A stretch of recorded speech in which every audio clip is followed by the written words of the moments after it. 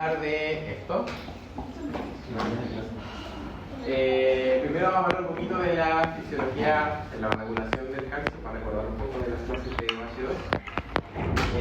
H2. Luego a hipercalcemia, hipocalcemia, osteoporosis, y luego de la fisiopatología del cartílago, la artrosis, que es la artrosis. Ya, entonces primero del calcio, sabemos, ¿no es cierto?, que el calcio cumple un montón de funciones. Por lo tanto, es súper necesario. ¿Será muy silencioso? Ya, si me paran, entonces, cumple un montón de funciones. Por lo tanto, es necesario, ¿no es cierto?, que se mantenga los niveles de calcio muy bien regulados dentro de la parte normal. Entonces, no vamos a recordar todo porque ya lo han visto, ¿no es cierto?, en las clases de fisiología y también de fisiopatología. Entonces, generalmente las alteraciones del calcio se dan no por problemas en el consumo de calcio, porque tenemos una cantidad siempre que está más o menos asegurada en la dieta que nosotros llevamos, que es alrededor de 1000 miligramos por día. Las alteraciones ocurren más con la regulación del calcio a nivel interno. Entonces, estos son los principales, ¿no es cierto?, si recordamos las clases de OH2, son los principales órganos que participan en la regulación de los niveles de calcio, para mantener la homeostasis, ¿no es cierto?, del calcio. Entonces el calcio se tiene que mantener alrededor de estos niveles, ¿no es cierto?, el calcio total, entre 8,5 y 10,5 miligramos por decilitro. Bajo eso, hipocalcemia, o sobre eso, hipercalcemia. Entonces participa el intestino, ¿no es cierto?, en donde se produce la absorción y excreción de calcio, pero el flujo neto es de absorción de calcio. Por otro lado, los riñones, en donde se produce también, filtración de todo el calcio, ¿no es cierto?, y luego reabsorción de la mayoría. También se produce la regulación por la producción de vitaminas, la forma activa, y de forma muy importante, ¿no es cierto?, participa el hueso, que es el mayor reservorio de calcio y de distintos minerales de nuestro cuerpo. Entonces, todo esto participa para mantener los niveles de calcio en el líquido extracelular en niveles normales. Entonces, eso es lo importante, porque todo el tiempo tratar de mantener, ¿no es cierto?, la homeostasis del cuerpo, mantener el líquido extracelular dentro de los niveles normales de todo, incluido también el calcio. Otro reservorio al cual puede recurrir en caso de que haya cambios en los niveles de calcio, ¿no es cierto?, es el calcio contenido dentro de la célula. Principalmente, ¿qué organelos? El artículo torácico y la mitocondria, que también tiene alto calcio. Bien. Muy bien. Todo esto es lo que participa para la regulación del calcio. Si es que llega a haber cambio en los niveles de calcio, ¿a dónde es que recurre primero el cuerpo para mantener los niveles de calcio? ¿El qué? Al hueso, más que por resorción ósea, que se requiere, ¿no es cierto?, de un mecanismo de activación de los osteoblastos para que salga el calcio, es por el buffer que existe en la matriz ósea, que todavía no está completamente recuerda, ¿no es cierto?, que había una forma amorfa, que está siempre en constante equilibrio con el calcio que se encuentra en el extracelular, el calcio ionizado. Entonces, eso es sí. Entonces, la primera línea de defensa es el fosfato cálcico amorfo, que se encuentra, todavía no se ha formado la hidroxiamatita, que es el cristal que es más difícil de formar, porque toma tiempo, ¿no es cierto?, para formarse el cristal, pero también toma tiempo para degradar. Entonces, esa sustancia que está siempre presente en el hueso, porque el hueso, si recuerdan, ¿no es cierto?, está siempre remodelándose, se está degradando el hueso y formándose nuevo hueso. Entonces, hola, buenas. La primera fuente es ese buffer que tiene ahí, que es el calcio fácil de disponer. Está en equilibrio con el calcio del líquido extracelular. También puede recurrir fácilmente a el otro reservorio que hemos visto, lo que se encuentra dentro de la célula, al retículo sarcoplásmico y las mitocondrias de todas las células del cuerpo. Entonces, si cambian abruptamente los niveles de calcio, a lo primero que va a recurrir es a ese calcio que está disponible en los huesos y a lo de la célula. Si ya los niveles de calcio no se logran regular bien, entra el sistema ya más robusto, que es el sistema endocrino, ¿cierto? Entonces, si recuerdan las hormonas que participan acá, bueno, están puestas ahí, pero ¿cuáles son las hormonas? Sí, la hormona paratiroidea, ¿no es cierto? Paratormona ya casi no se usa, es un término más antiguo, igual sale en los libros, pero la hormona paratiroidea se usa más ahora, actualmente. Entonces, la hormona paratiroidea, la vitamina D y la calcitonina. ¿Qué hace la calcitonina?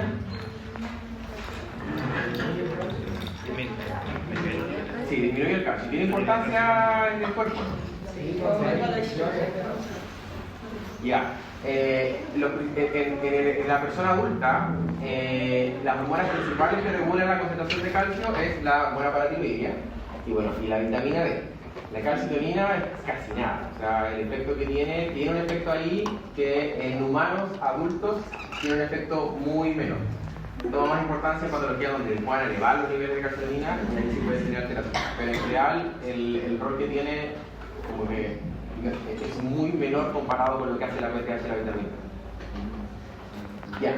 Entonces, si recordamos, la hormona paratiroidea, ¿no es cierto?, es producida por las paratiroides, ¿cierto?, que se encuentran ahí adheridas a la glándula tiroides. ¿En dónde es importante este receptor sensible a calcio? Que cuando aumenta los niveles de calcio, ¿no es cierto?, inhibe la producción de la liberación y generación de nuevos PTH. Pero si baja los niveles de calcio, estimula, ¿no es cierto?, la salida de la PTH. También tenemos receptores de esto en otra parte. Quizás no lo vieron. En el riñón. En el riñón también tenemos este receptor, en los túbulos renales. Entonces, para la absorción de calcio o reabsorción de calcio desde el lúmero, ¿cierto?, hacia el torrente sanguíneo. Está presente acá y está presente también en el riñón. Entonces, esta hormona PTH hace varias cosas. Dentro de las cosas que hace es producir, ¿no es cierto?, la reabsorción de calcio. O sea, activar. ¿A quién activa ahí?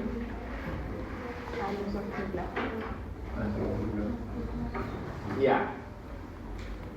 Genera un efecto indirecto sobre los osteoclastos, pero si recuerdan, que deben haber visto, activa directamente a los osteoblastos, por decirlo, ¿no? Activa a los osteoblastos para que los osteoblastos activen a los osteoclastos. No es un efecto directo de la PTH sobre los osteoclastos. La calcitonina sí hace el efecto directo sobre los osteoclastos. Sí, ahí lo vamos a ver un poquito más.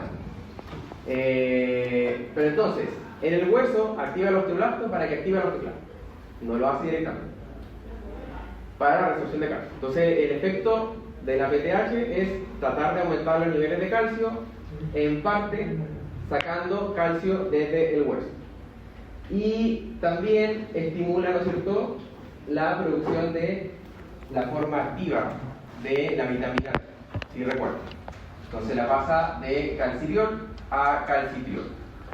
Es el punto limitante para la vitamina D. Entonces, igual podemos tener abundancia de vitamina D guardada, ¿no es cierto?, que se acumula en el tejido adiposo y en el hígado. Y se van a mantener relativamente normales los niveles de vitamina D. Si hay un exceso porque tomamos mucho suplemento de vitamina D, sí se puede producir más forma química igual de vitamina D. Pero en general está súper bien regulada, inhibida la producción excesiva de vitamina D aquí. Y ahí la vitamina D hace otro efecto.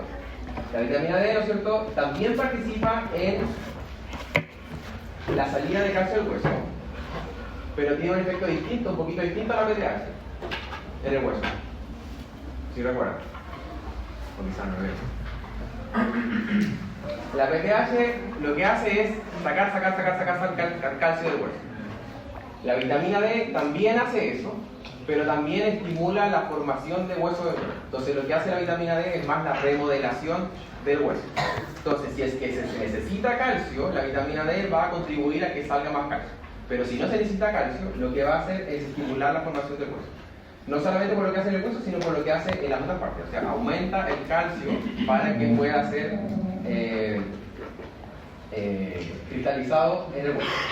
Entonces, una es lo que hace en el hueso, otra en el intestino, que aquí la PTH no tiene acción directa, no es con el intestino, sino que lo hace directamente la vitamina D, que aumenta la reabsorción de calcio y absorción de fosfato. Y por otro lado, la PTH, bueno, hace eso en el riñón, activando la formación de la vitamina D, pero también estimula la absorción de calcio y la excreción de fosfato. Entonces, la acción de la PTH va a aumentar el calcio y disminuir los niveles de fosfato. En gran parte, ¿por qué? Porque el fosfato quiere el calcio, ¿cierto? Entonces, para que haya un aumento neto del calcio iónico disponible para que se lo eficiencia. Ya, entonces eso recordando, ¿no es cierto?, de las clases que tuvimos tuvieron el año pasado de OH. Es importante para las cosas que vamos a ir viendo más adelante. Entonces, bueno, aquí el resumen de lo que veíamos recién. Aquí está la paratiroide, ¿no es cierto?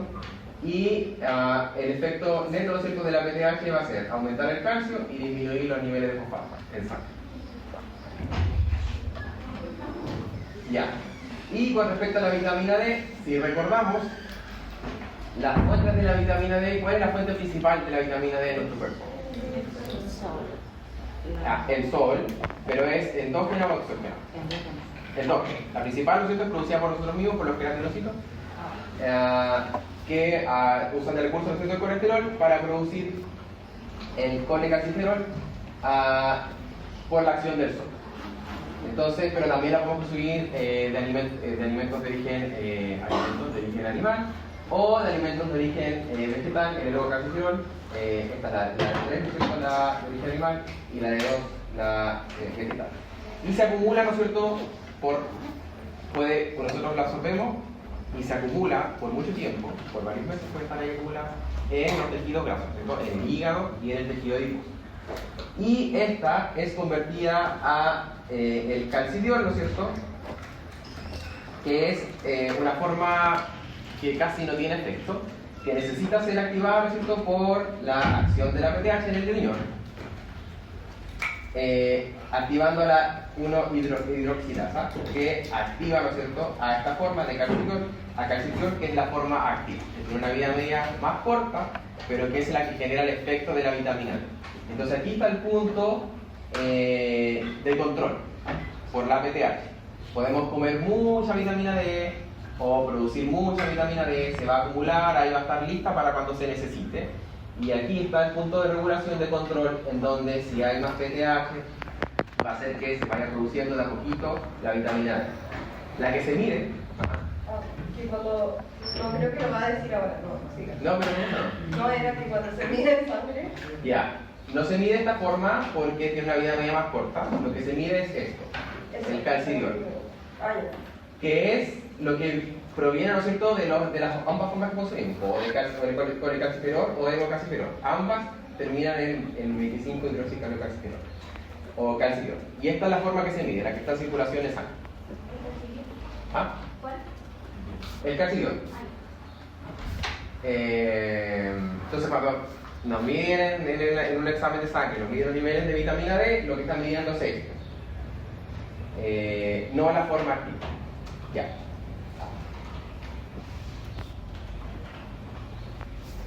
Eso es lo importante. Entonces está esta enzima en el riñón, la 1-hidroxilasa, que es activada por la PTH para producir la forma ya activa. Agrega otro grupo hidroxilo acá. Entonces requerimos del sol para producir la principal, ¿cierto?, fuente de vitamina D en nuestro cuerpo. Y ahí esto en realidad es un resumen de lo que ya habíamos visto antes de los feedback positivos, negativos, etcétera, sobre nada, es como un resumen de lo anterior. Entonces, otra cosa importante, si recuerdan, ahí vamos a preguntar ¿cuál es el calcio que funciona realmente? Recuerden que el calcio está en distintas formas de la sangre, ¿no? Entonces, el iónico es el que tiene el efecto fisiológico en nuestro cuerpo. Pero también hay otro que está asociado a proteínas, principalmente a la albúmina en sangre. Y también puede estar quelado, por fosfatos, carbonatos, etc. Entonces, lo disponible es alrededor de un 50% del calcio que uno mide. En el laboratorio se mide el calcio total, generalmente, porque es un examen que es más fácil de hacer, etcétera, y más barato. También se puede medir la forma libre, el calcio ionizado, pero es más complejo de realizar, es más caro, se necesitan distintos equipos y es muy lábil el calcio. Tiene que ser la muestra como que se saca y tiene que ser rápidamente medida, etc. Entonces lo que se hace normalmente es medir, eso lo tiene que haber visto, ¿cierto? ¿Sí lo ven? Ya. Es medir el calcio total, el que está unido a proteínas, a los, moléculas quelantes y el calcio ionizado, que es alrededor del 50%. Sí, entonces, para poder saber, o sea, puede ser que haya cambios en los niveles de albúmina, cambios en los niveles de proteína, y quizás nosotros veamos una hipo o hipercalcemia. Adelante. ¿Cuál había dicho que tenía efecto? ¿El no ionizado? El ionizado. El iónico. El calcio libre. Ah, ya. Entonces puede ser que haya cambio en los niveles de proteína y que nos dé cambio en los niveles de la albúmina total y digamos, oh, estamos en una hipocalcemia o en una hipercalcemia porque estamos fuera del rango de... ¿Lo puse aquí, no? Sí.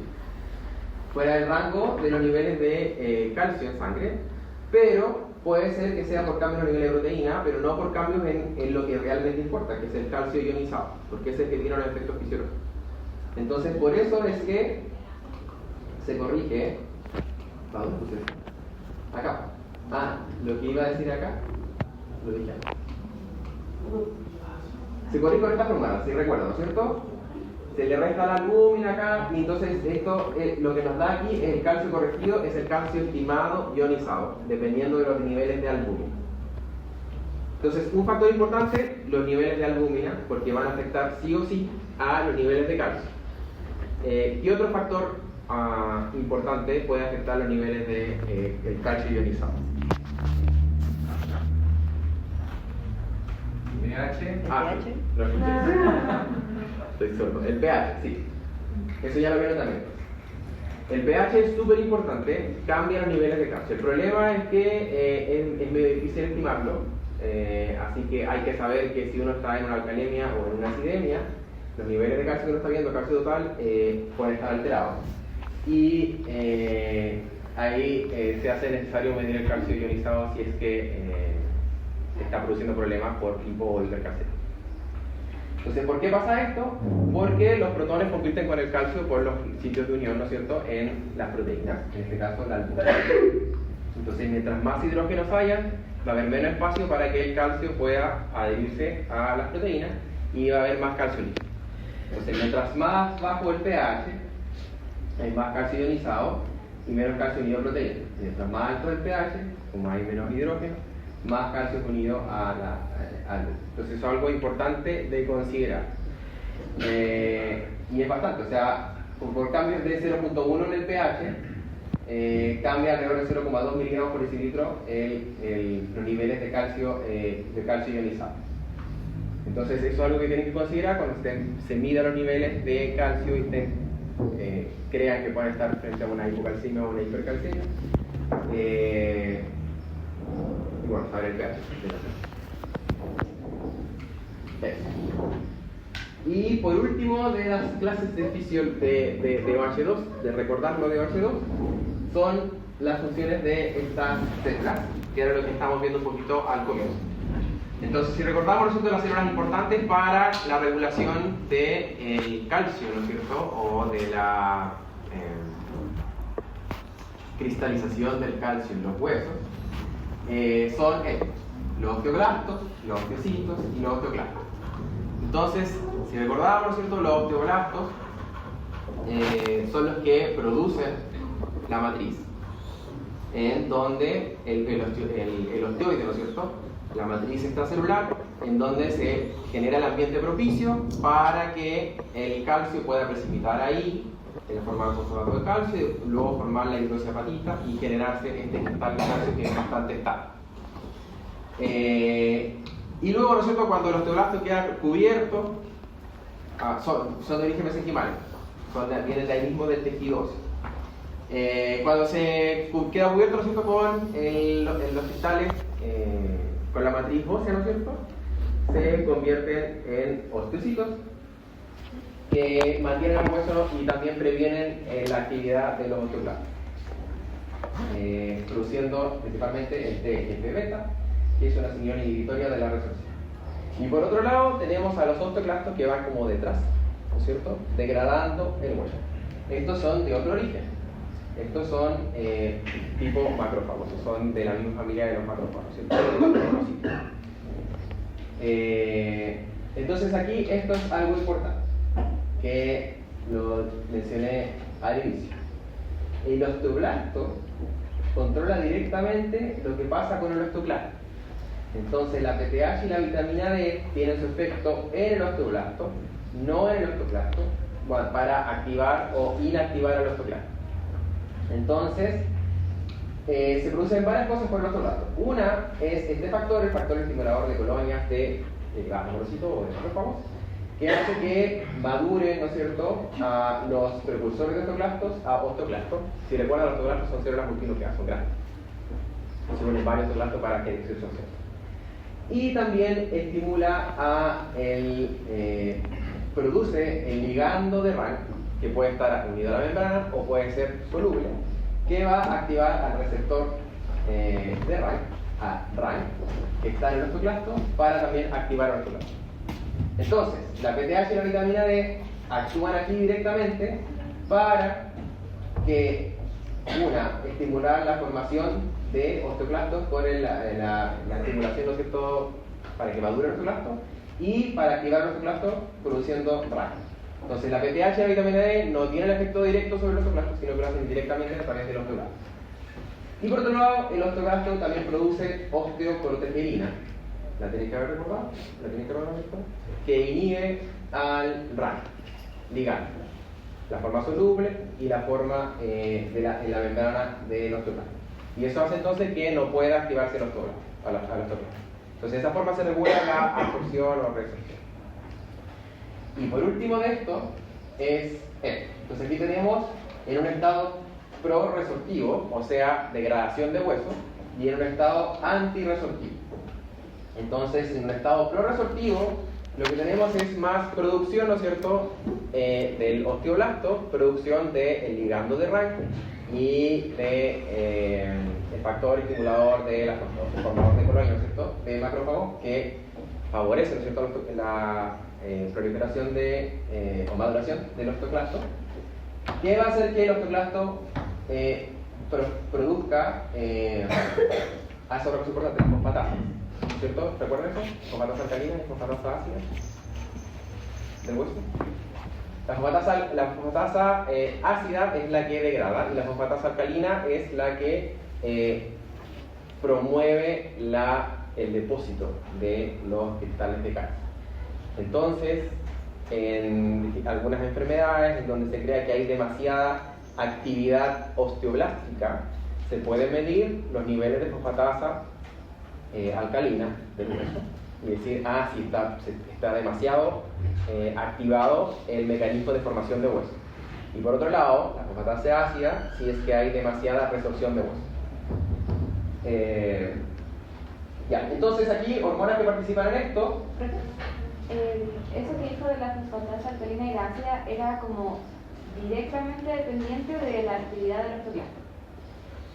Osteoclasto y osteoblasto. El osteoblasto produce fosfatasa básica, alcalina, fosfatasa alcalina, y el osteoclasto produce fosfatasa ácida. Ya. Una degrada y la otra promueve la formación.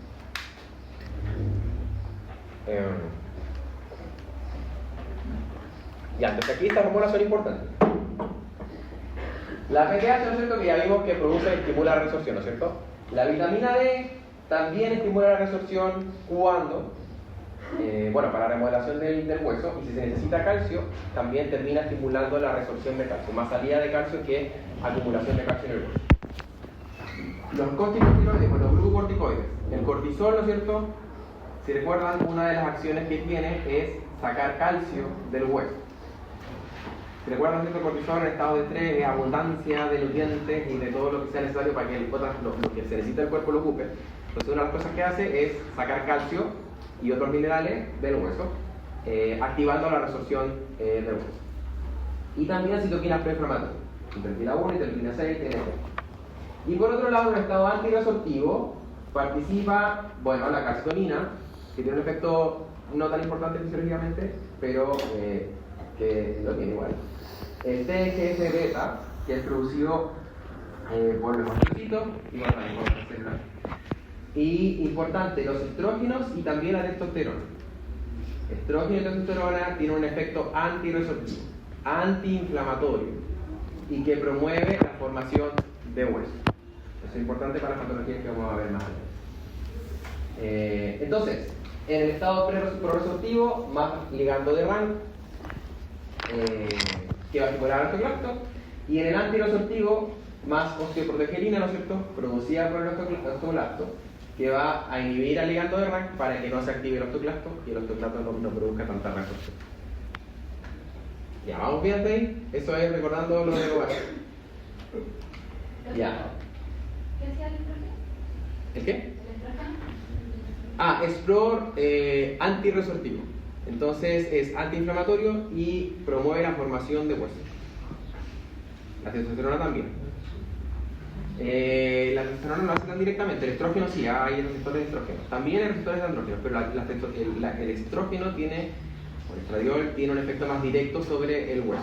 La testosterona igual tiene un efecto más metabólico porque estimula la formación de hueso, pero también la testosterona se convierte en estradiol en otro efecto, en el tejido adiposo, que tiene este efecto, que también genera este efecto pro formación de hueso.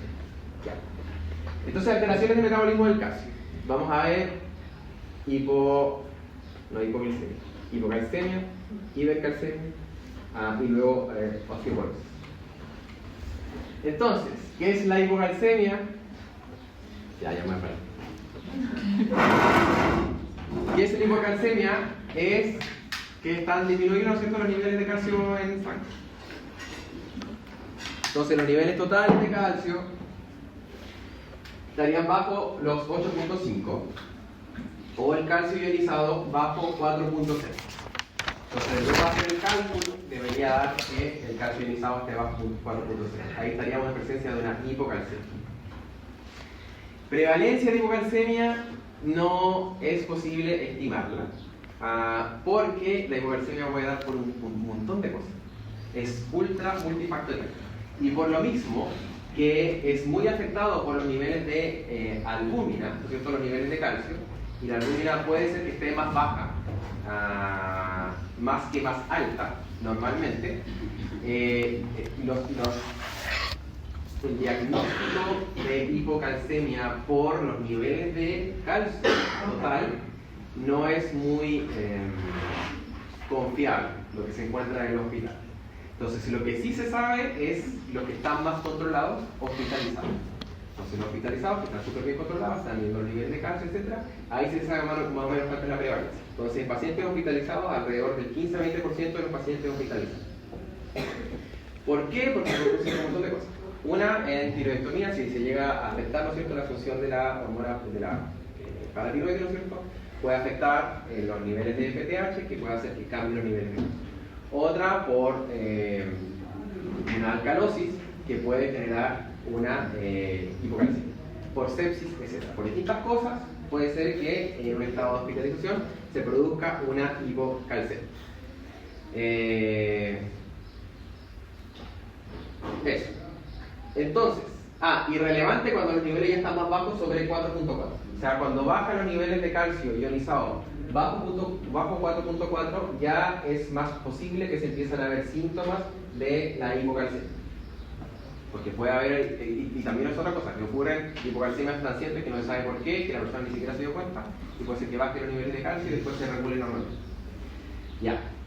Las causas de hipocalcemia, la principal es por un hipoparatiroidismo o insuficiencia paratiroide.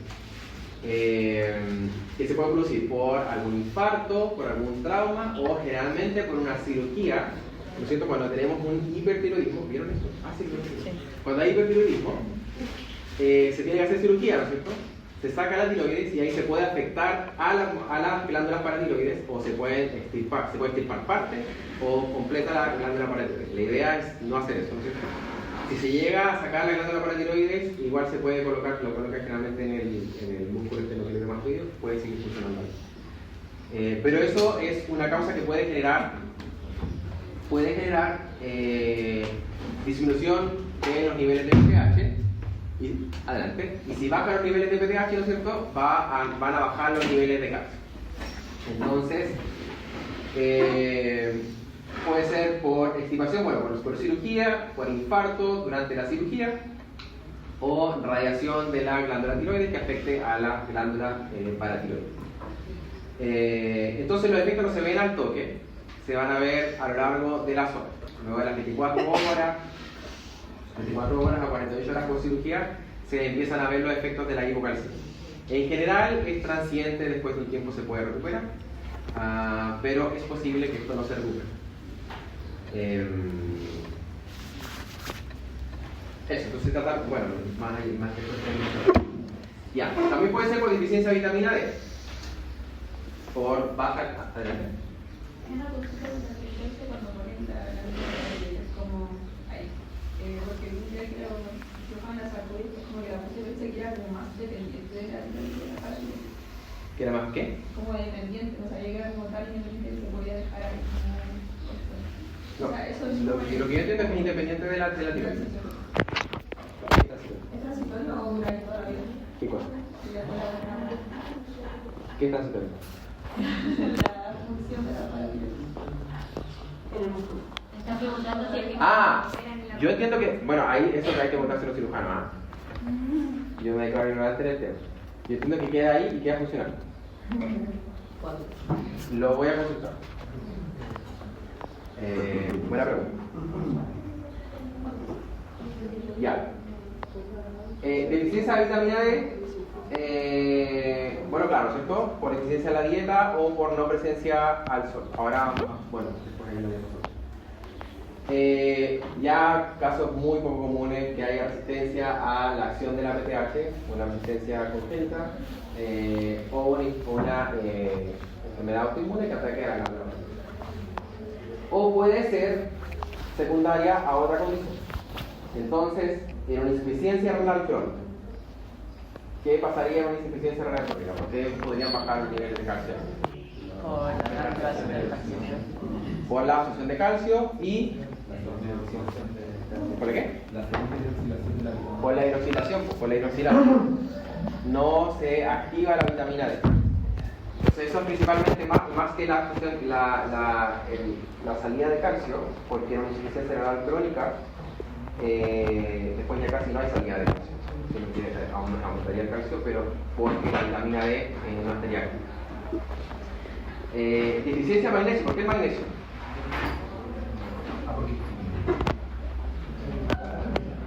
baja la necesidad de la Sí, súper bien. El magnesio hace lo mismo que hace el calcio en menor medida, pero igual estimula la salida de la PTH, así como lo hace el calcio. Pues si baja los niveles de magnesio, también va a bajar la producción de la PTH. Esta cosa es importante, el síndrome del hueso hambriento, ¿no lo escucharon? Esto se da en post-cirugía también. Si se llega a sacar la paratiroides o se necesita de una muy estricta regulación de la PTH para los niveles de calcio. En el caso de personas que hayan estado con hipertiroidismo y que estén con hormonas tiroideas muy elevadas, el hueso está muy activo, produciendo nuevo hueso, porque las T3 y las T4 están elevadas, las T3 principalmente. Entonces, si de golpe se llega y se saca la PTH, o bajan los niveles de PTH sobre lo normal, el hueso está demasiado activo y hace que se consuma más rápido el calcio que está disponible, porque todavía están activas las hormonas T3 y T4 principalmente. ¿Y eso se Entonces, da solamente en síndrome del hueso hambriento porque el hueso está demasiado activo consumiendo calcio que cae los niveles de calcio. ¿Eso se da solamente en las personas que tuvieron nivel paratiroidismo? Entiendo yo que sí. Post cirugía. O sea, se causa un aumento en la resorción ósea. más que causa un aumento de la resorción ósea, es que el músculo, el hueso está tan activo que requiere de gran concentración de calcio para que los niveles de calcio se mantengan normal. Entonces, consume más calcio que lo normal. Ah, ya. O sea, se comería como el calcio sérico y como fue una operación donde también se quitó la paratiroides, no habría como sacar... Empeora los efectos de una posible hipocalcemia. Bueno, malnutrición intestinal y la alcalosis que ya explicamos anteriormente. Eso. Entonces, generalmente esta hipocalcemia post cirugía, que es como una de las principales causas, es transitoria. Es bastante grande. Distintos estudios muestran, algunos el 9%, depende, yo creo, de cómo anduvo el hospital y cómo anda el cirujano con la extracción de la tiroides. Permanente es menos. Y se presenta, bueno, después de 24 o 48 horas de que hubo un daño en la glándula paratiroides. Entonces, una cosa importante, los niveles de radiación solar. Entonces, tienen que haber escuchado eso, ¿no es cierto? Dependiendo de la latitud, es cuánta vitamina D generalmente tiene la población. Ya. Es un poco lógico, ¿no es cierto? Nosotros necesitamos luz solar para producir la vitamina D. Entonces, hay problemas en algunos países, incluido Chile, con los niveles de vitamina D. Entonces, en países que están acá, si te dice que sobre la latitud 37, hacia acá, y bajo, hacia acá, se recomienda que haya suplementación exógena de vitamina D, porque son muchos meses de no presencia al sol. Entonces, los niveles de vitamina D tienden a bajar. Y eso se asocia con problemas que pueden producir problemas en el calcio, pero también la vitamina D tiene un montón de otras funciones. Dentro de ella también se asocia con problemas de lesión, etc. Si bajan los niveles de vitamina D. Entonces, en Europa, en Canadá, en la parte norte de Estados Unidos se promueve mucho por políticas públicas que la gente tome suplementos de vitamina D en invierno. En Chile eso no pasa. Sí se suplementa con vitamina D la alimentación, ¿cierto? Entonces las harinas y las leches se suplementan con vitamina D como tratando de por ahí hacer que no haya deficiencia de vitamina D. Pero sí hay que tener ojo con estas latitudes, o sea, nuestra parte sur de Chile y bueno, al norte. Pero aquí en Chile nosotros sí tenemos una zona que es más de riesgo porque son muchos meses de baja exposición al sol. Entonces baja el consumo, o sea, baja la producción de vitamina D. Entonces, esto es más o menos el valor suficiente de vitamina D. Si pasa más allá de los 150 nanogramos por ml, también puede ser dañino. A pesar de que está el control de la activación de la PTH, ¿no es cierto?, de la hidroxilasa, igual si hay demasiada 25 OH hidroxil, ¿de acuerdo? Si hay demasiado calcitriol, se va a convertir igual a más vitamina D activa que puede ejercer sus efectos y puede generar lubricación en este caso, de mucha vitamina D. Ya. Entonces, esto es algo súper importante. En Chile todavía no se promueve mucho la suplementación exógena, que tomemos suplementos de vitamina D. Pero sí en otros países se recomienda. Acá en el centro no es tan importante porque están siempre con nosotros. Y otro también, el uso de bloqueador solar también se ha relacionado con disminución de los niveles de vitamina D, porque llega menos radiación a la piel. Ya, entonces, complicaciones asociadas a hipocalcemia. ¿Por qué? Si se fijan, la mayoría de ellas están asociadas con problemas neuromusculares, sistema nervioso central, problemas gastrointestinales. ¿Por qué los niveles de calcio? A ver, ¿qué creen que puede tener el nivel de calcio en general si es que baja? Como que el potencial de acción. Algo pasará con el potencial de acción. Para polarizar la membrana. Ya, si recuerdan de la... Solo poco calcio no puede alcanzar el potencial de acción. ¿Qué cosa preguntó? ¿Por qué? Ya, bien, pues esa es la respuesta, porque el calcio, si recuerdan, inhibe a los canales de sodio, sensibles a voltaje. Entonces, si hay menos calcio, los canales de sodio sensibles a voltaje están más excitados. Entonces, eso hace que si bajan los niveles de calcio, todo el sistema nervioso, ¿no es cierto?, y los músculos, etcétera, van a estar más excitados. Entonces, como que por nada pueden un espasmo. Sí. ¿Eso incluye el corazón? Todo. ¿La descolarización es más por el calcio? Todo lo que dependa de los canales de sodio para su potencial de reacción. Ya. Entonces, eso explica gran parte de todo lo que vemos acá. Entonces, tetania. Tetania es una contracción del músculo descontrolada. Entonces, se producen espasmos carpopedeales y calambres musculares en distintas partes del cuerpo. Algunas partes del cuerpo son más sensibles a esto que otras. ¿Por qué creen que se puede deber?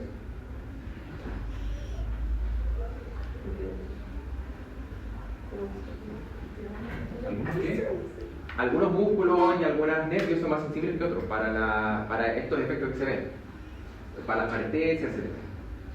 No es que se contrae todos los músculos, a no ser que sea muy grande la contracción. ¿Se priorizan el calcio? Si recuerdan de las clases que tuvimos alguna vez, hay fibras que son más sensibles a otras, que son más excitables que otras. Entonces las fibras rápidas, por ejemplo, eran más excitables que las fibras lentas. Los axones, que son mucho más delgaditos, y las neuronas, que son más chiquititas, son más excitables que las neuronas que son más grandes y los axones gigantes. Entonces, son más sensibles algunos músculos que otros. Músculos y nervios que inervan a esos músculos. Entonces eso hace que no se produzcan contracciones por todas partes, sino que se generen calambres en algunas partes del cuerpo y se generen estos espasmos, por ejemplo este que sucede aquí en la muñeca, que la persona tiende a contraerla involuntariamente. Entonces pues, se producen problemas neuromusculares. En casos severos se pueden producir incluso dificultad para respirar en el sistema nervioso central, ansiedad, irritabilidad, nerviosismo, fatiga, letargo, confusión, desorientación, convulsiones. En el cardiovascular, ¿ustedes? No, el cardio lo tienen en cuarto, pero lo vieron en H2. El intervalo QT. Ya. Entonces se produce una prolongación del intervalo QT. Ahí vamos a ver por qué. O quizás ya pueden inferir por qué. Bueno, arritmias, hipotensión. Si hay menos calcio, ¿por qué se va a producir la hipotensión en el músculo? En la musculatura, ¿cierto? Por el músculo liso, que depende principalmente de su contracción del calcio extracelular. No intracelular, sino que el calcio intracelular. Entonces se produce más relajación de la vasculatura, que hace que haya hipotensión. Y a la vez el corazón está funcionando mal, entonces hay menos gasto cardíaco. Entonces produce hipotensión. Y gastrointestinal, bueno, todo el problema gastrointestinal es por la activación anómala del sistema nervioso entero. Y también del músculo liso. Ya, entonces los efectos principales son por la excitabilidad de las membranas, ¿cierto?, que son excitadas, de los nervios y de los músculos.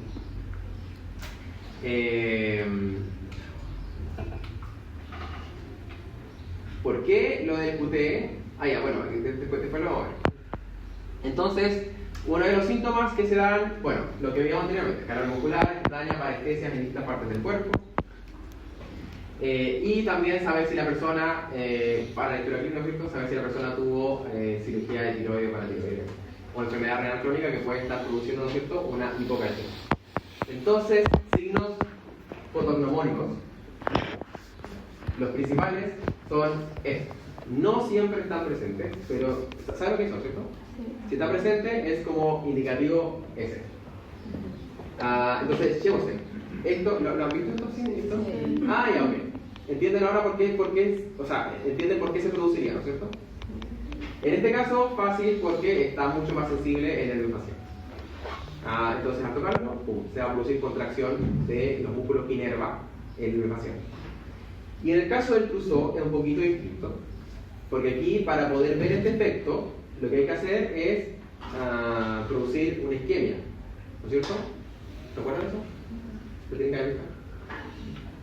Entonces se produce una isquemia, y eso hace que se produzca contracción de la mano, ¿cierto? ¿Por qué? ¿Por qué se va a producir eso? No tiene por qué saber eso. El espasmo campopedal. Una cosa, ¿no es cierto?, que está todo más excitable por la hipocalcemia. ¿Y qué pasa en la isquemia? En la isquemia no hay oxígeno, y si no hay oxígeno no hay producción de ATP. Y si recuerdan, el potencial de membrana depende de la ATPasa sodio y potasio. Si no hay ATP, la ATPasa sodio y potasio no puede hacer su acción. ¿Y qué hacía con el potencial de membrana de reposo la ATPasa sodio y potasio? Lo sostiene y lo baja porque está sacando potasio y metiendo potasio y sacando sodio. Entonces, si deja de funcionar la ATPasa sodio y potasio, rapidito el potencial de reposo sube.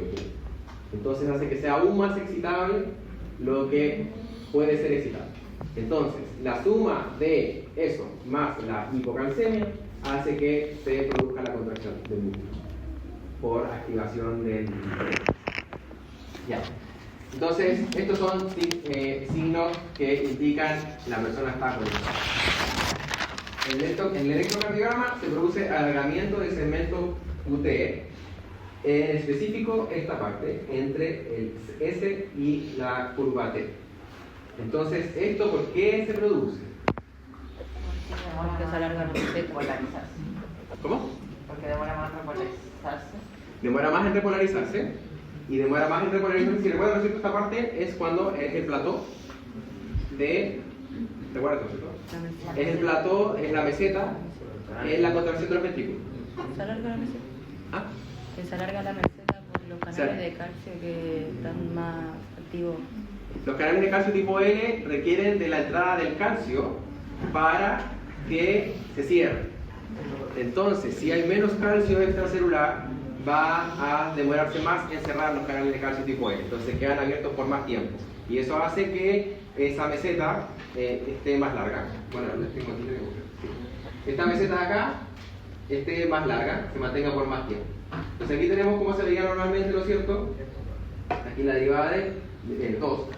Debería ser esto, ¿no es cierto? La distancia entre el S y el T. Y aquí vemos uno como se ve la derivada de hipocalcemia, está más alargado esto, entre el S y el T. Entonces el segmento QT se ve más alargado. Entonces es por eso, porque hay menos calcio extracelular, entonces se demora más en cerrar los canales de calcio tipo L, se mantiene por más tiempo la meseta despolarizada. Ya, entonces alargamiento del segmento QT en el caso de una hipocalcemia. Y por último, con respecto a la hipocalcemia, esto hay montones de estudios. Este es uno nomás que hicieron en Filipinas, en donde estaban viendo cuánto era el factor de una el riesgo de una hipocalcemia post cirugía, post tiroidectomía, por sacar la glándula tiroides. Entonces, de todos los casos, alrededor del 12% presentó hipocalcemia, o sea, no fue tanto, pero lo importante de acá es los signos principales que veían. Entonces, la manifestación más clara que dieron en un 80% de los casos fue el Chevostek. Entonces, este es uno de los signos que más se presentan. El Trousseau estaba mucho más bajo, alrededor del 7,7% de los casos. Entonces, no siempre todos tienen estos signos, pero de estos, este es el más común al parecer. Y bueno, la otra, las parestesias, etc. Pero el Chevostek fue bastante común. Y el tratamiento, primero, tratar de, ¿no es cierto?, con suplementos de calcio, oral o endovenoso, dar vitamina D en el caso de que sea muy severo, se puede dar la forma activa de la vitamina D.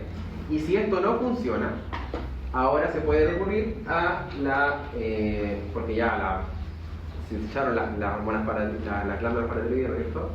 Se puede recurrir a la proteína recombinante, la hormona recombinante, la PTH. Como la insulina también se puede inyectar PTH. Pero eso sí, no funciona todo el tiempo. Ya. Ahora, hipercalcemia.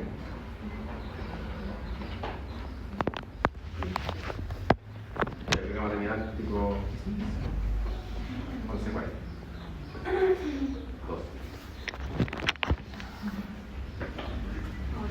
O menos. Ya, entonces, vimos hipocalcemia. Ahora, ¿qué pasa cuando aumentan los niveles de calcio en sangre? En este caso, las causas son, generalmente son las mismas. No es tan multifactorial como la hipocalcemia. Y generalmente los niveles de albúmina no están elevados en sangre. Puede ser que por por deshidratación bajen los niveles en el agua, ¿no es cierto? Y haga que se concentre más la albúmina y ahí se puede cambiar los niveles de calcio ionizado. Pero normalmente eso no ocurre. Entonces esto hace que sea más fácil poder detectar y calcular una prevalencia de hipercalcemia en el mundo, ¿cierto? Entonces la prevalencia es de alrededor de 1 o 2% de la población y se estima que es menor que la hipocalcemia, es mucho menos frecuente que las posibles hipocalcemias. Entonces en este caso los niveles de calcio tienen que estar por sobre 10,5 miligramos por decilitro y la mayoría de los casos son casos ambulatorios, o sea, casos no que estaban hospitalizados por alguna condición, sino que llegaron, pasaron y tenían hipercalcemia. Entonces la causa más común es por aumento de la producción de PTH por un hiperparatiroidismo primario. Entonces, o sea, son casos primarios por un hiperparatiroidismo. Entonces, que hay un adenoma hiperproductor de PTH en las glándulas paratiroideas, alrededor del 85% de los casos. También puede ser por hiperplasia de la paratiroidea, alrededor del 15%, y también puede ser por un carcinoma, pero es como un 1% de los casos, así muy poquito, que puede ser un tumor cancerígeno dentro de la glándula paratiroidea que se ponga a producir más PTH. Y es más común que se dé en mujeres sobre los 50 años. Entonces, la causa principal es esto, paratiroidismo por adenoma paratiroideo. Las causas secundarias, la principal de las causas secundarias, y en realidad es la segunda causa después de el adenoma paratiroideo, es una neoplasia. O sea, tumores que tienen un aumento de los niveles de calcio, como vamos a ver más adelante. Entonces está la segunda causa, se llama hipercalcemia de la meninidad, alrededor del 10 a 20% de los casos. También hay otras causas, ¿no es cierto?, que pueden hacer adelante. ¿Por qué es más común en mujeres por la menopausia, supongo? No sé. ¿Por qué hay más hiperparatiroidismo por adenoma en mujeres? No. No, digo, de por qué es más común que haya hipercalcemia en mujeres menopáusicas. El estrógeno inhibe la resorción ósea. Que haya hipercalcemia por hiperparatiroidismo no tiene que ver ahí con los estrógenos. Ay, mira, no lo había pensado, ¿eh? Pero eso no tiene que ver con causa primaria. El cáncer de mama. O sea, eso nos llevaría más a que fuera más común en hipocalcemia porque como baja el estrógeno se pierde la acción antiinflamatoria antireceptiva, entonces ahí no tendría... No, pues al revés. Sí. Salida de calcio y bueno, eso se asocia con la osteoporosis. Pero el cáncer de mama se asocia, es uno de los cánceres que llevan a la hipercalcemia de la malignidad. El de próstata. El de próstata lleva, también se puede anidar y hacer tumores en el hueso, pero lo que hace es estimular la formación de hueso. En el caso del cáncer de mama y otros cáncer de pulmón, se enquistan en el hueso y lo degradan, sacan el calcio y producen hipercalcemia.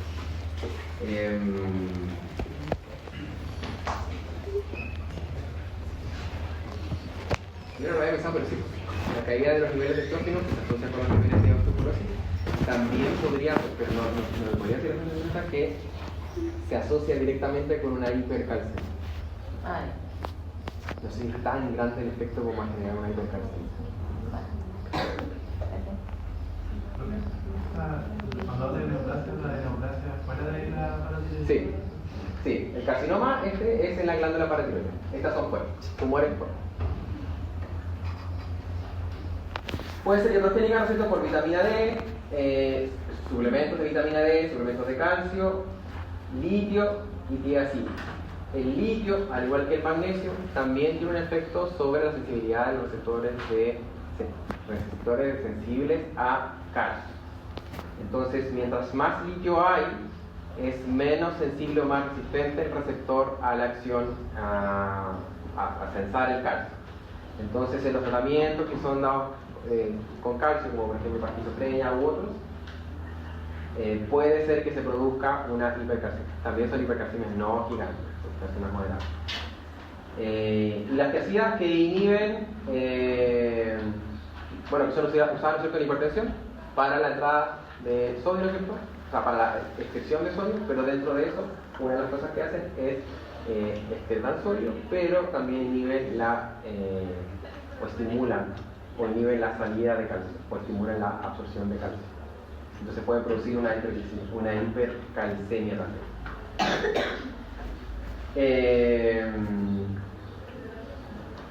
Trastornos granulomatosos, entonces distintas por autoinmunes o por inflamación, por sepsis, etc. Pueden los macrófagos que están activados secretar o producir la 1-alfa y la 1-hidroxilasa, que convierte la vitamina D en la forma activa. Entonces pueden también generar activación de la vitamina D, no solamente en el riñón, se puede generar en estos trastornos granulomatosos, que van a hacer que aumente el nivel de vitamina D, y si aumenta el nivel de vitamina D mucho más allá, se produce más resorción de calcio, más resorción de calcio. Inmovilización prolongada en una persona que está por mucho tiempo sin hacer ejercicio. Generalmente esto se da en personas, por ejemplo, jóvenes que tienen muy activo la formación y reformación de hueso. Si hay una fractura, una persona joven, después es que tiene que tener reposo, no sé, por 2 meses o 3 meses, lo que sea.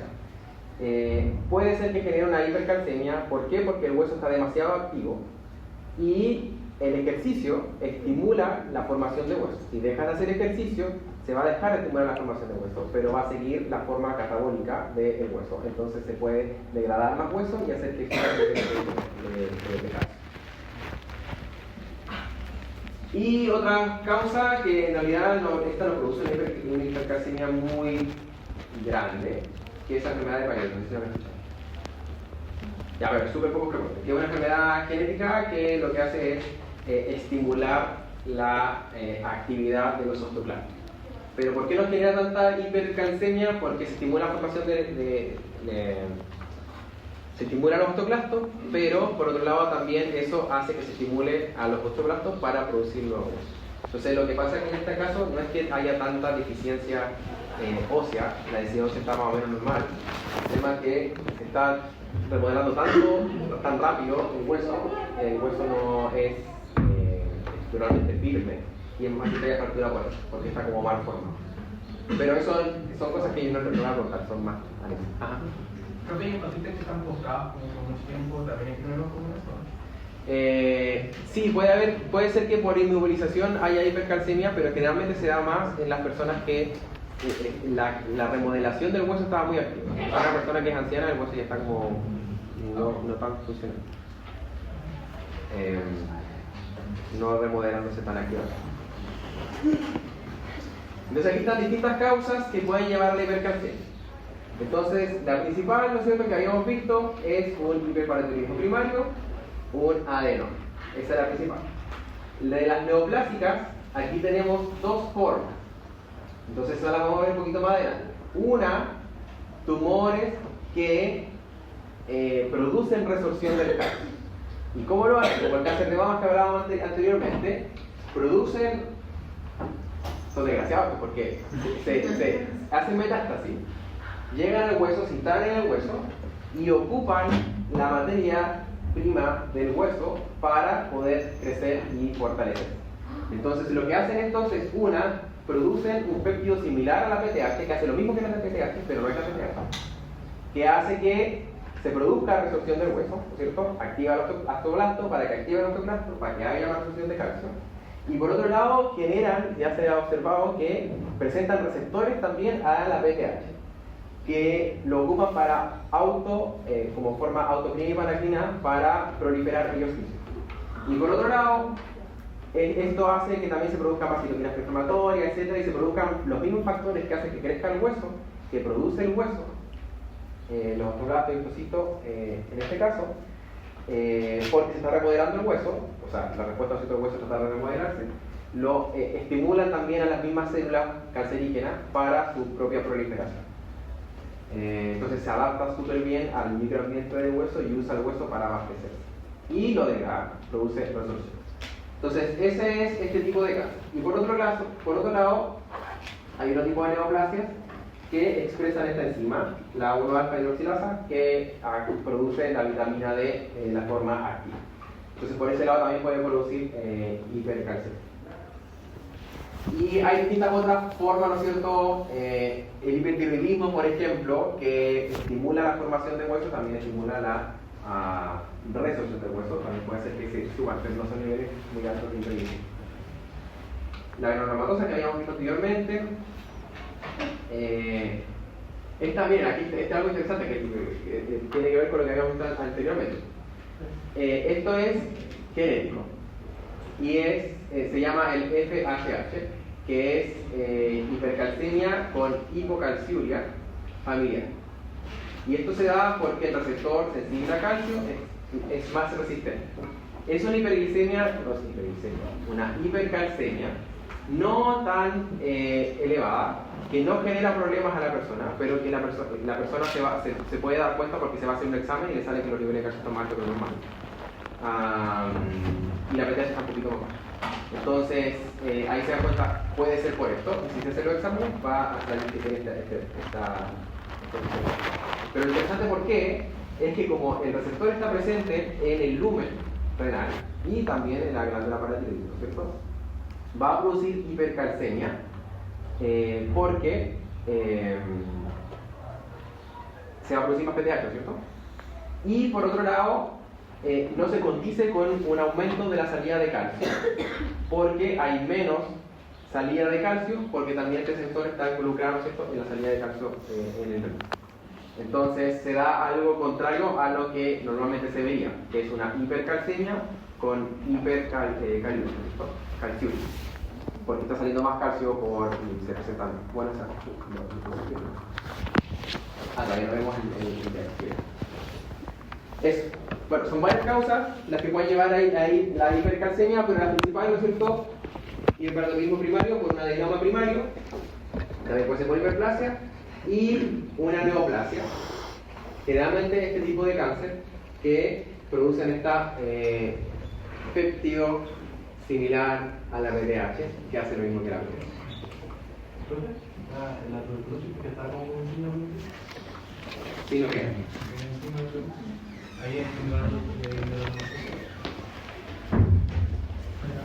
no sé por qué está con signo de pregunta, pero sí, en este caso es por lo mismo. Todo esto es que en donde se forman los granulomas, que dentro tienen un montón de macrófagos activados, se puede expresar la 1-alfa hidroxilasa, que puede hacer este efecto. ¿Por qué estamos haciendo interrogación? No lo sé. La verdad no lo sé. Le coloco el mismo signo de interrogación.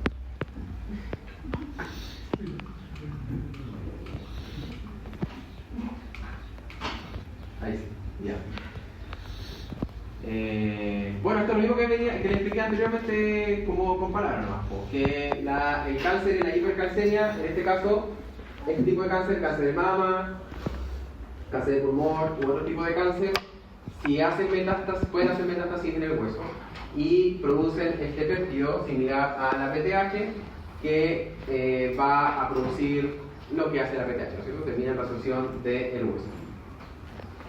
Y también los otros que producen la forma activa, ¿no es cierto?, de la vitamina D porque expresan la 1-alfa hidroxilasa. Entonces las metástasis óseas pueden ser dos, ¿no es cierto? Osteoplásticas, que son este tipo de cáncer, que hace metástasis en el hueso, el cáncer de mama que hablamos anteriormente, que produce salida de calcio, pero también pueden haber otro tipo de tumores que no producen hipercalcemia, como el cáncer de próstata, que es osteoblástico, que genera la producción o estimula la producción de hueso. Entonces, solamente vamos a mostrar que hay dos tipos de metástasis en el hueso. La que nos importa en el caso de la hipercalcemia es el osteoblástico, porque degrada el hueso y hace que aumenten los niveles de calcio.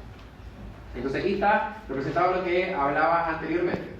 Las células tumorales, ¿no es cierto?, producen esta hormona, también producen citoquinas proinflamatorias que terminan estimulando la resorción, que va a abastecer de calcio a las células tumorales, y por otro lado esto hace que se produzcan factores, el calcio y otros factores que estimulan a sí mismo, por su parte, a las mismas células para su propia proliferación. Y además, no está aquí, pero también ahora se sabe que varios de este tipo de cáncer también expresan el receptor a la PTH y lo ocupan para proliferar ahí. Eso. Son los desgraciados. Entonces, ahora, complicaciones asociadas a hipercalcemia. Entonces, si anteriormente veíamos que la hipocalcemia producía ciertos efectos, ahora vemos que produce, en general, si lo otro era hiperexcitabilidad, ahora es una depresión, ¿no es cierto?, del sistema nervioso central, muscular, etc. ¿Por qué? ¿Por qué? Porque hay más calcio, ¿no es cierto? Entonces están más inhibidos los canales de sodio sensible a voltaje, ¿no es cierto? Entonces eso va a hacer que suba el umbral y que sea todo menos excitable. Ya, eso. Entonces, debilidad muscular, fatiga y falta de energía, confusión y letargo, disminución de cambio tendinoso, depresión, cambio de humor. Confusión, pérdida de memoria, coma en caso grave. Ahora en el cardiovascular va a pasar exactamente lo contrario. Ahora hay acortamiento del intervalo QT. Si antes era que se alargaba el intervalo QT, ahora el intervalo QT o ST es más cortito. También se producen arritmias por cambios en la velocidad funcionamiento normal del corazón. Y gastrointestinal produce lo mismo. O sea, los mismos efectos.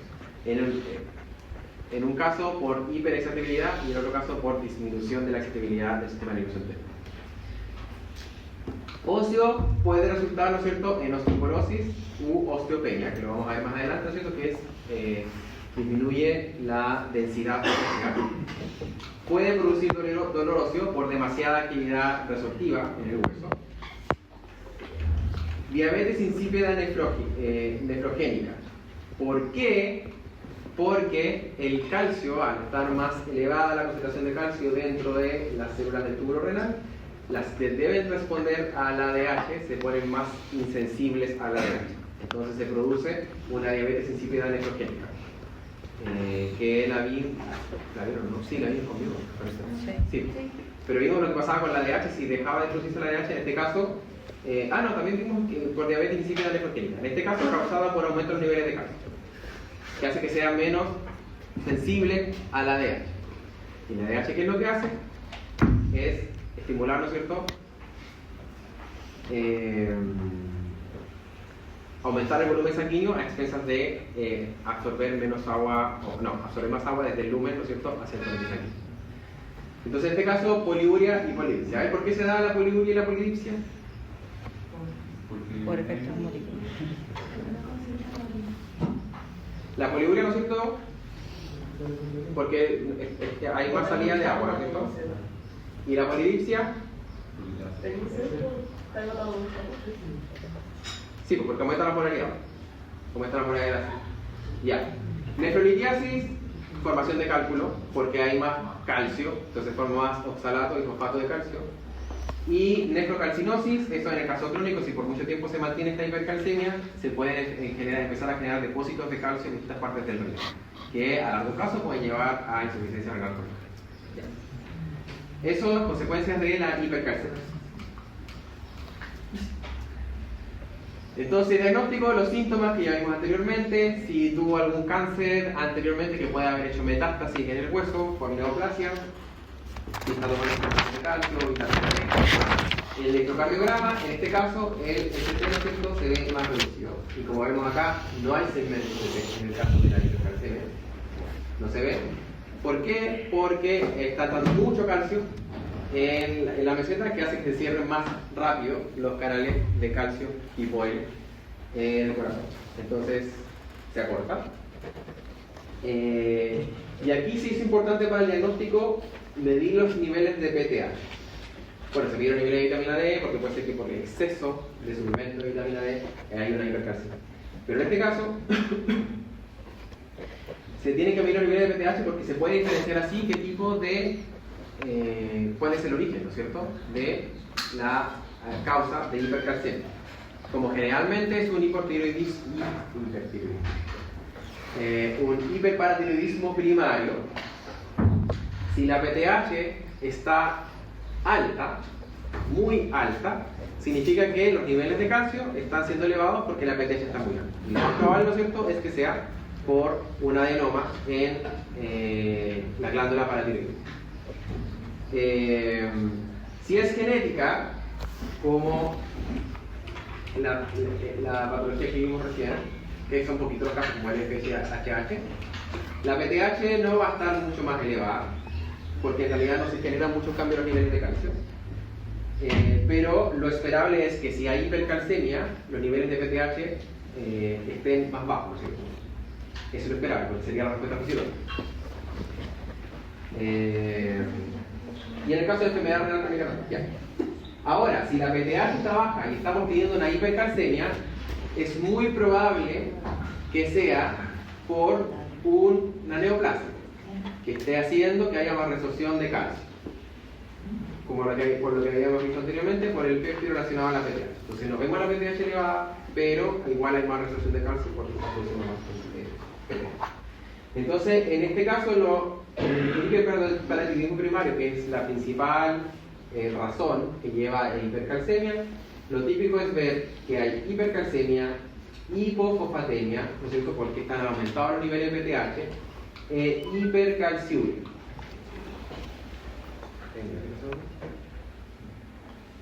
Hipercalciuria.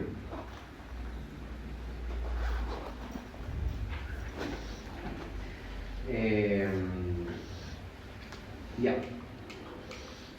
Entonces aquí tenemos distintos casos, ¿no es cierto?, comparando los niveles de PTH. Entonces aquí sí es importante medir los niveles de PTH porque puede diferenciar cuál es la razón que está llevando a esta hipercalcemia. Entonces, si los niveles, aquí están los niveles de calcio y aquí están los niveles de PTH. Los niveles de por eso funciona el control. Entonces los niveles de calcio acá y los niveles de la PTH. Entonces lo normal, ¿no es cierto?, los que están verdes, es que se aumentan los niveles de, en realidad, los niveles de PTH van variando y va así variando a la vez en los niveles de calcio, ¿cierto? Entonces se aumentan los niveles de calcio, baja la PTH, si disminuye el nivel de calcio, sube la PTH. Esto es el rango normal. Si nos encontramos con que está muy elevado el calcio y la PTH está full elevada, entonces lo más probable es que sea un hiperparatiroidismo primario por un adenoma o puede ser por una hiperplasia, que esté haciendo que se produzca más PTH. Por otro lado, si la PTH está full disminuida, entonces es muy probable que sea una neoplasia. Entonces en este caso, aquí están los que son por hiperparatiroidismo primario, aquí están por hiperplasia. Y en el caso de acá están la hipoglicemia, en donde hay una baja de los niveles de proteína. Una hipoglicemia pequeña. Ya. Entonces, diagnóstico, en realidad lo mismo que ya hemos visto anteriormente, puede ser crónica o aguda. Cuando es aguda, bueno, puede ser porque no se sabe cuándo fue y uno dice es aguda, pero si es que se sabía que los niveles estaban normales y de repente empiezan a subir rápidamente, es muy indicativo que lo más probable es que sea una neoplasia, que sea un tumor que está creciendo rápidamente y que esté haciendo que haya resorción, o que se insertó la metástasis recién en el hueso y empiezan a subir los niveles rápidos de triglicéridos. Generalmente cuando es crónico es por algún hiperparatiroidismo. Entonces se diferencian acá por los niveles de PTH, que puede ser alta o baja, alto o baja, si es aguda crónica.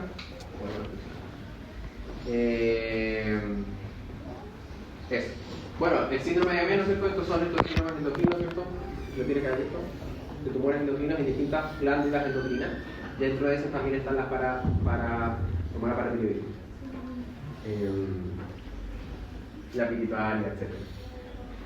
Otra cosa, miren, el síndrome de leche y alcalino, que ya casi no ocurre, pero esto es por, antes cuando había una úlcera péptica, el tratamiento era harta leche, porque es más básico, y también citrato de calcio, etcétera, bases para contrarrestar el calcio. El problema es que casi todo eso tiene calcio. Entonces era demasiado calcio que hace que se suba la hipercalcio, los niveles de calcio en el sangre. Pero ese tratamiento ya casi no se usa. Ya.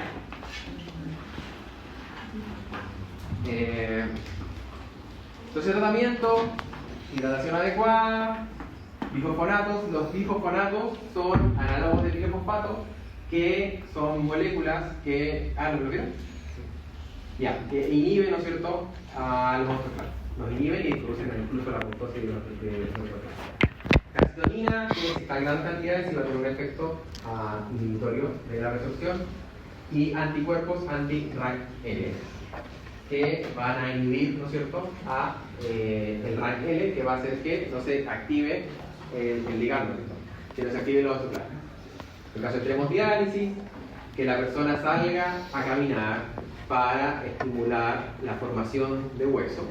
Si la persona está quieta, va a seguir ocurriendo resorción, pero si la persona camina, se estimula el hueso, ¿no es cierto?, para que el hueso se forme nuevamente. Cambiar la dieta, disminuir el calcio, sacar los suplementos si están tomando, etc. Y en el caso de que haya un adenoma, etc., puede ser cirugía, quimioterapia, etc. Ya. ¿Cuánto vamos? Oye, vamos a repetir. Ya, si después viene osteoporosis y después